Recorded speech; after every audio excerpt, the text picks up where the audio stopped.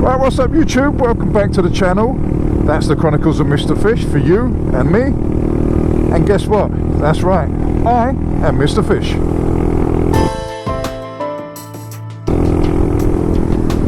Right, today's video is about autumn and winter.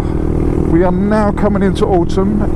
I don't know if you can see it on the camera, whether it picks it up, but the leaves are starting to turn red, yellow and golden. Lovely colours. Autumn looks spectacular.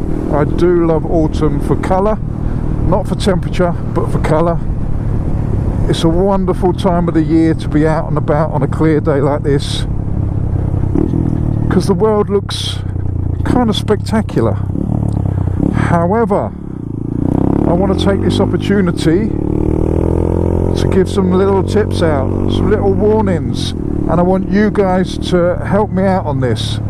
On my channel I have a lot of younger subscribers that ask me about new bikes and new ways of riding. Not new ways of riding, but they're new to riding, so tips on riding.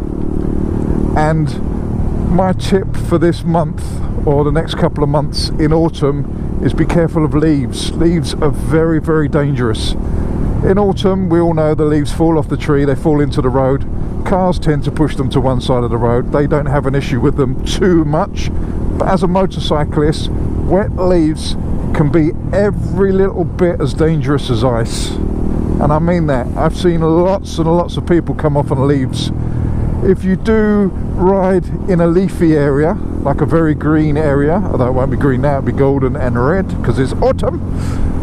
If you do ride in an area with lots of foliage, be very, very careful, especially if you're new to riding. Even if you're a seasoned rider, be very careful when you're coming up to a bend, a blind bend. You don't know what's around that bend. You don't know if there's leaves in the road. You don't know if the tyre tracks have pushed it up into a little heap between the tyres, which means you've only got one thin strip to ride around that corner. So be very, very careful. And what I would like to say, if there's any of you out there that's seasoned riders that have good tips, put those in the comments box below. Give the new guys a chance. Don't let them fuck it up this winter, because if you're new and you fall off early, it can ruin your confidence in motorcycling. It's not good for you.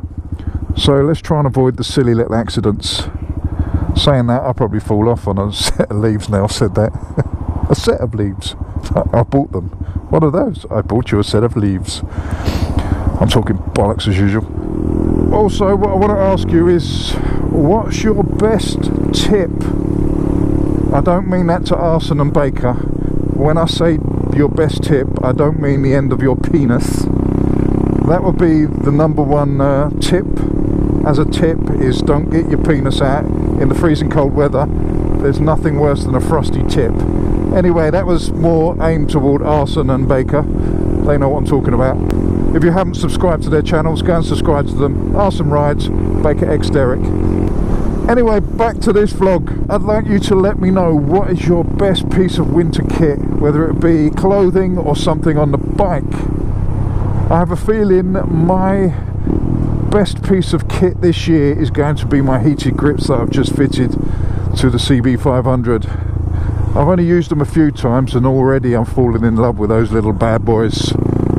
So let me know what your best bit of kit is. Also, again for the seasoned riders, put your tips below on how to stay warm, how to look after your bike in winter. Whether you coat it with something special, whether you lube the chain extra, more than normal. Whatever you do to get yourselves through winter, leave some tips, some comments, all that schnizzles in the box below. That brings us to the end of this. I'm just going to sign out with the usual. Love you all, stay safe.